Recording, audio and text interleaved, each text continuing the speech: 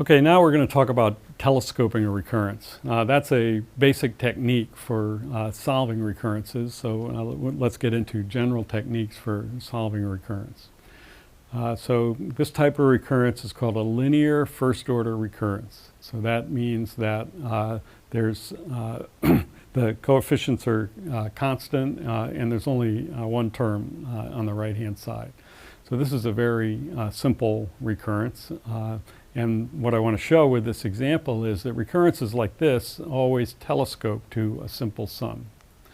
So what we do is take the same equation for n minus 1 and apply it. So apply the same equation for n minus 1. And we did this in the middle of the quicksort example before. So if an equals an minus 1 plus n, then an minus 1 equals an minus 2 plus n minus 1. And the thing is, we can do the same thing. Just do it again. An minus 2 has got to equal an minus 3 plus n minus 2. And the idea is to keep doing that, and it's called telescoping, until we get down to a0. When we have a0 here, then we're left with a1, or we just threw out a 1 every time we throw out a thing that's equal to the ones on the left. So that's a proof that a sub n is equal to a0 plus sum from 1 goes from k to n of k. So that's a solution to the recurrence. Well, maybe it's not that helpful a recurrence because we have to know how to evaluate the sum. In this case, the value of the sum is half n plus 1 times n. But in general, we might have a more complicated bit of mathematics to do.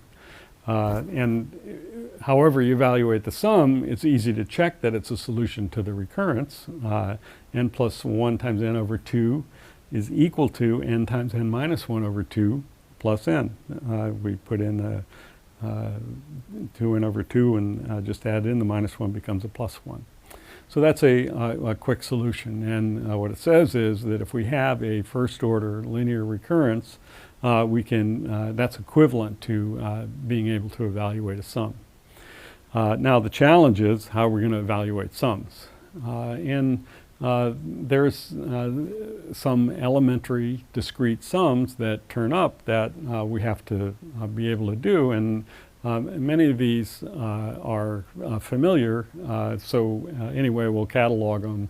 And in the book, there's a discussion of how we know these things to be true. But many of these are familiar. So that's the standard sum of a geometric series. Sum k goes from 0 less than n of x to the k is 1 minus x to the n over 1 minus x.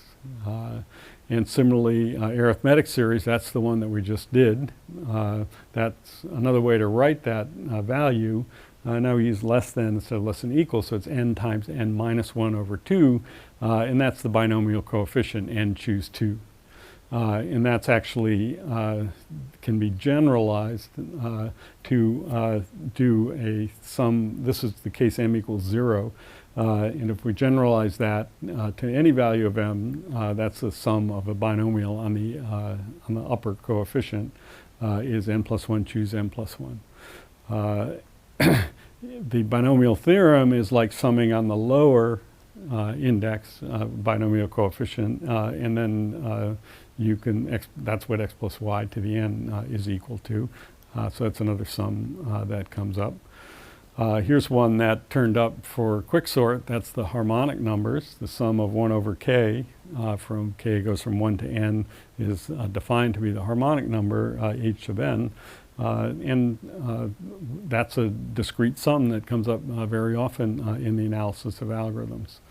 And then there's more complicated ones that involve more complicated summands. So this one's called the Vandermonde convolution. When you have two binomial coefficients, n choose k and m choose t minus k, summed on the lower. If you sum those, you just add across and get n plus m choose t. So those are examples of elementary discrete sums. And maybe people are familiar with these from some math course or another. And we talk about some of them in the book. But really, if you want to learn about how to do discrete sums, see Knuth Volume 1 or the Knuth-Grant-Patashnik book that's referenced in the text. So from this point on, I'm going to kind of assume at least these and maybe some others that can be easily derived from elementary analysis. Okay, so but still that is not a very rich class of recurrences that we talked about how to solving with the linear first order recurrence because the coefficient of a(n minus 1) was 1. So first example where gives us a richer class of recurrences is when this coefficient is not 1. So here's a simple example. A sub n equals 2 a sub n minus 1 plus 2 to the n. Again, with a0 equals 0, we always have to specify everything. That should be for n greater than 0 with a0 equals 0. So that doesn't immediately telescope. We could apply the same equation for a(n minus 1, but then we have to take care of the 2, and we get 2 complicated nested parentheses. To avoid that, in this case, what we do is just divide by 2 to the n. If we divide every term in this equation by 2 to the n, then the 2 to the n becomes 1. And then we do get an equation that telescopes because the first term on the right-hand side is the same as the first term on the left-hand side, except with n replaced by n minus 1. So now we can go ahead and telescope this thing, and in this case, every time we go down 1, it throws out a 1. And so we get down to a0 after n times. So that's a proof by telescoping that a sub n over 2 to the n is equal to n. And then just multiply by 2 to the n, and that's a proof that a sub n equals n 2 to the n.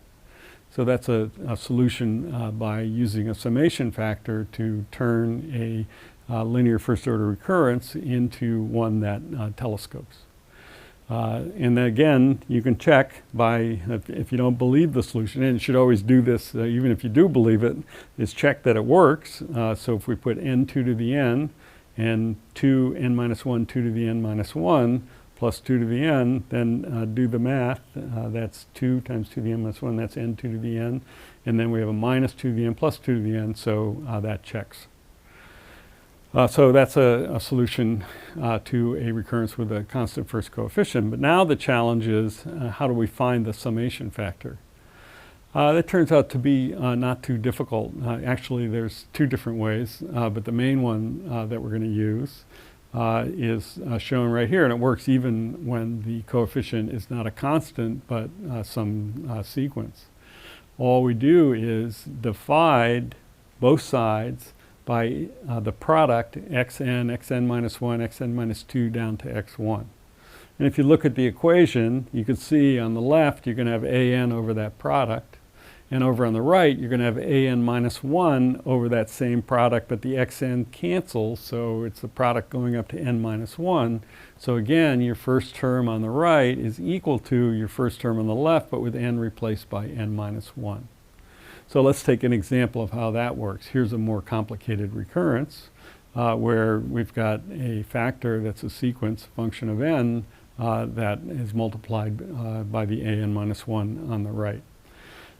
So the factor, what we're supposed to do is just take the product so this thing xn is n plus 1 over n, 1 plus 1 over n.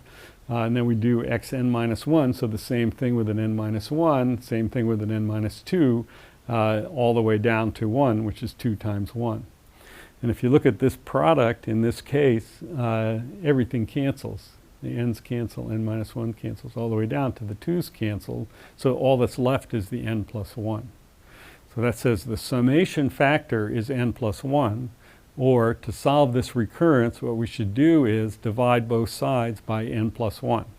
So if we divide both sides by n plus 1 in this case, then we have an over n plus 1 on the left, an minus 1 over n on the right, and 2 over n plus 1 as the term that's added on. I presented this as magic in the quicksort lecture, but this is the same type of thing that we did for the quicksort lecture.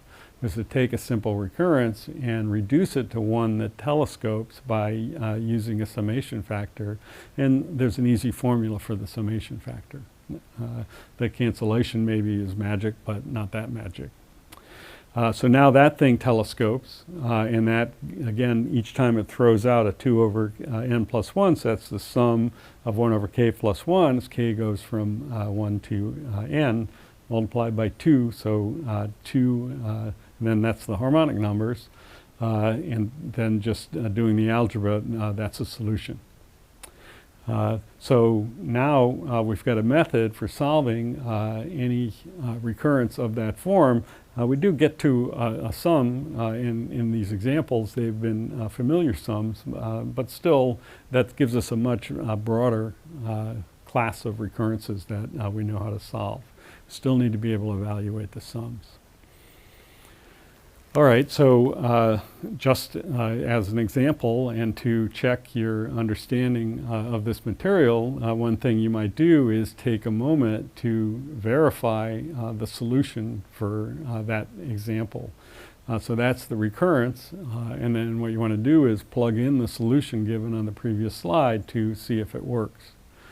It just involves a little bit of algebra that you may not be familiar with, but it's worthwhile to check your understanding of these definitions by doing that. So one thing that is good to do even before trying to do the algebra is to just do small values. So that you know the small values, or as I mentioned, you can write a program to compute them. But if I've got a recurrence, I can do the first value like a sub 1 has got to be 2 and a sub 2 has got to be 5 just by doing the really simple math there. And so over here in the solution that I'm supposed to have, I can check a sub 1. It's supposed to be 4h2 minus 1, and h2 minus 1, h2 is 1 plus 1/2, minus 1 is just 1/2 times 4 is 2, so I've got it. And h3 minus 1, that's 1 plus 1/2 plus 1/3, subtract off the 1, we got 1/2 plus 1/3, 6 times that is 3 plus 2 is 5, got it. So once I've done that, I have some confidence that I've got the solution. And actually, with only one thing here, that does result in a proof that you've got the solution if your first few values are right. But to really have a proof, what we want to do is plug in the supposed answer, a n minus 1, which would be 2n h sub n minus 1 over on the left, and do the computation, see if you get a n. And that's the little bit of algebra that's required to do that. So have a solution, always verify it, and the computation with harmonic numbers involves realizing that h of n plus 1 equals h of n plus 1 over n plus 1, and that's where there's a little magic algebra in there to check that. All right, here's another exercise to test your understanding of the idea of solving a recurrence by multiplying by a summation factor and then telescoping. So this looks like a quite similar example, and this is an exercise in the book. So you might take a moment to try to solve this problem.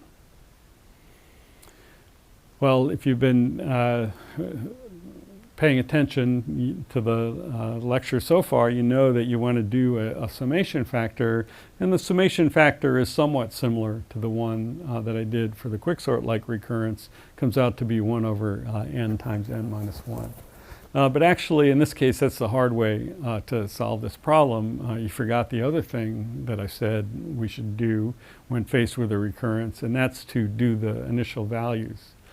If you do the initial values on this, so A1 is 1, what's A2?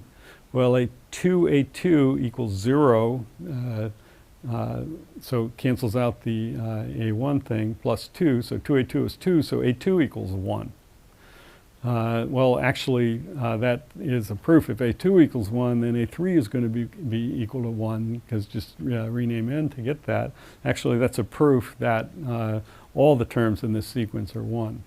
And if you try it with the summation factor, you'll get to this same result, but with a lot more algebra. This thing is just another way of saying that a sub n equals 1. So that's an example. So you have to prove that, but again, that's easy. So that's example or coverage of solving first order recurrences by telescoping.